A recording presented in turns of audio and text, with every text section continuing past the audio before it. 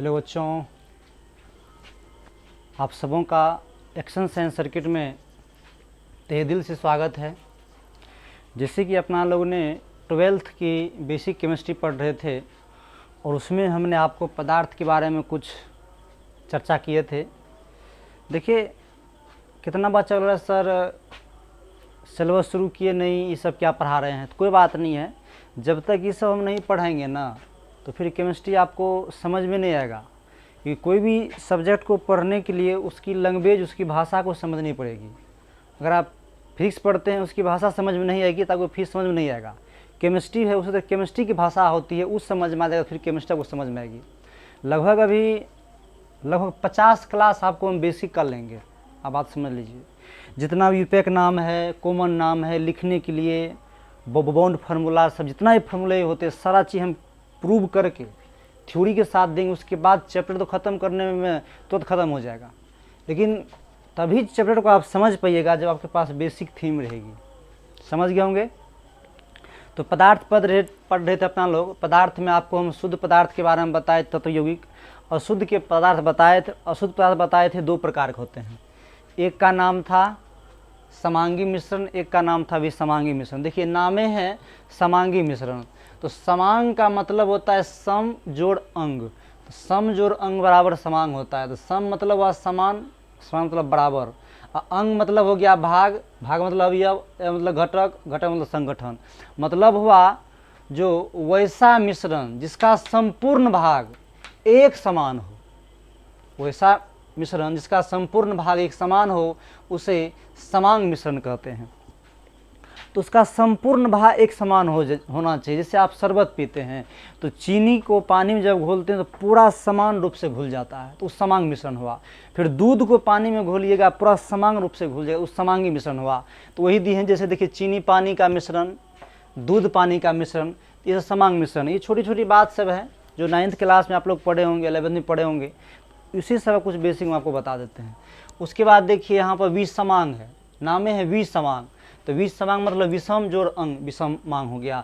तो विषम मतलब असमान या भिन्न हो गए। उसके बाद है अंग मतलब भाग या अवयव, अभी तो बताएं।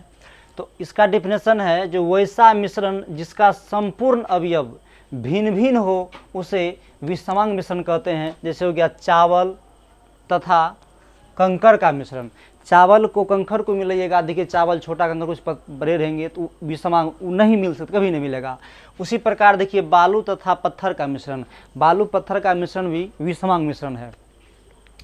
उसके बाद समांग विषमांग आप समझ गए।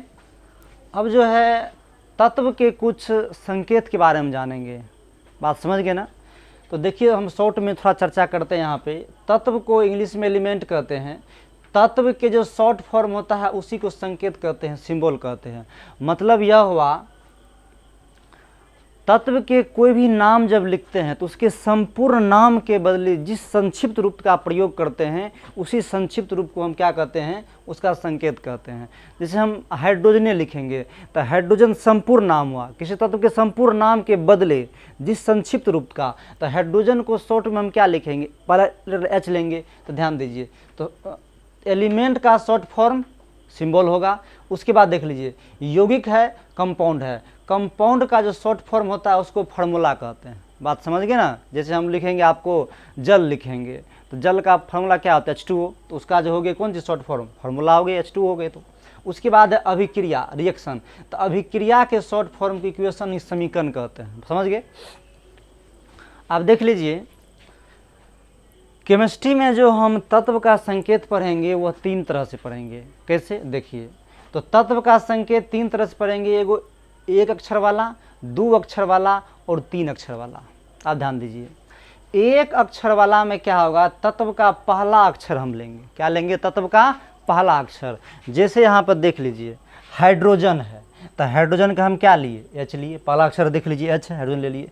उसके बाद है नाइट्रोजन, देखिए N लिए। उसके बाद है कार्बन, C, एवं प्रकार से हो जाएगा।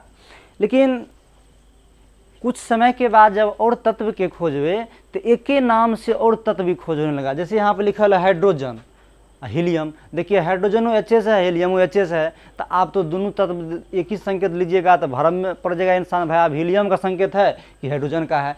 तो इसको दूर करने के लिए ही 2 अक्षर लिया, तो 2 अक्षर में कहा भाई पहला अक्षर तो लेंगे ही, अब प्लस जिस पर ज़्यादा जोर पड़ेगा तो उससे देख लीजिए, जैसे यहाँ पर लिखे हम लिथियम, देखिए ली एल दिए, ली देखिए लिथियम, लिथियम लिथियम, तो ली देखिए ली, तो ली के बाद देखिए आई पर जोर पड़ रहा है, नहीं पड़ रहा है आई पे, ली देखिए आई पे जोर पड़ रहा है, तो लेकर आई दिए। बात समझ गए?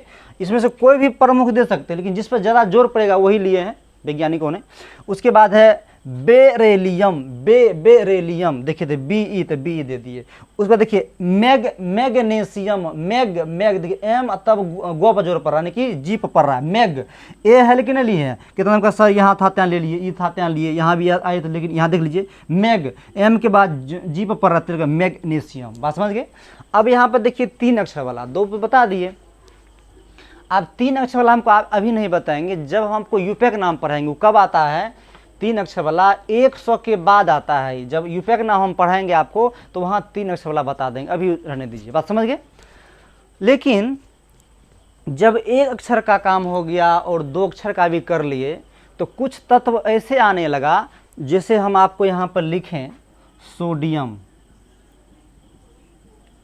तो सोडियम जब लिखते हैं तो इसका संकेत भी तो हम बोल एस लेंगे, या जो सो तो एसओ पढ़ रहा है, या एस लेंगे या सो लेंगे, ऐसा लेंगे, लेकिन यह क्या है? यह गलत है, जबकि सोडियम का संकेत Na होता है। तो कितना आदमी कहता है ऐसे इसको रट लीजिए, रटना नहीं है। देख लीजिए कुछ तत्व ऐसे होते हैं जो लैटिन नाम, फ्रेंच, ग्रीक इस पर आधारित होते हैं, और पूरा केमिस्ट्री में 118 तत्व में 11 गो लैटिन वर्ड है, और 11 को आप याद कर लीजिएगा अच्छा से। हम आपको पढ़ लिख देते हैं यहाँ पे और समझा भी देते हैं, ध्यान देख लीजिए।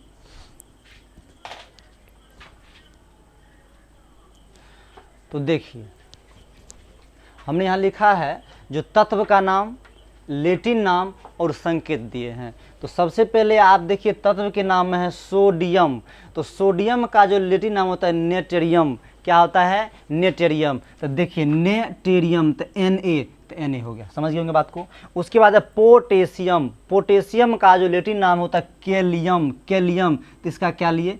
के ले लिए। उसके बाद है आयरन, आयरन को कहते हैं फेरम, Fe कहते हैं। उसके बाद कॉपर, कॉपर क्या कहते हैं? Cuprum, cuprum Cu। उसके बाद सिल्वर, अर्जेंटम Ag। उसके बाद gold, aurum Au। Mercury, hydrargyrum, देखिए हाइड्रागिरम Hg। उसके बाद है lead, plumbum Pb। Tin, stannum Sn। Antimony, stibium Sb। उसके बाद है टंगस्टन है, टंगस्टन को कहते हैं वॉल्फ्राम, टंगस्टन क्या बोलेंगे? Wolfram W। बात समझ गए होंगे। इतना चीज़ सब आदमी अच्छा से याद कर लीजिएगा, और इसके बाद जो हम लेक्चर लेंगे उसमें हम आपको वैलेंसी और रेडिकल ये दोनों के बारे में बताएंगे, पूरा डीपी नॉलेज देंगे। इन नॉलेज देने के बाद सूत्र बनाया कैसे जाता है, फिर सूत्र का नाम कैसे लिखा जाता है, इतना बात करने के बाद हम ऑक्सीडेशन आप लोग को पढ़ाएंगे, समझ गए ना। धीरे धीरे करते करते हम आपका सिलेबस चैप्टर जो पहला चैप्टर है वो शुरू कर देंगे, कि 3 पार्ट है, फिजिकल, ऑर्गेनिक, इनऑर्गेनिक। तो पहले हम ऑर्गेनिक ही शुरू करें, ज़्यादा भार उस पर पड़ता है और शुरू में बच्चा को ज़्यादा एनर्जी रहता है। तो आज हम वीडियो को यहीं रोकते हैं, स्टॉप करते हैं। इतना सब आदमी याद कर लीजिएगा। ओके, धन्यवाद।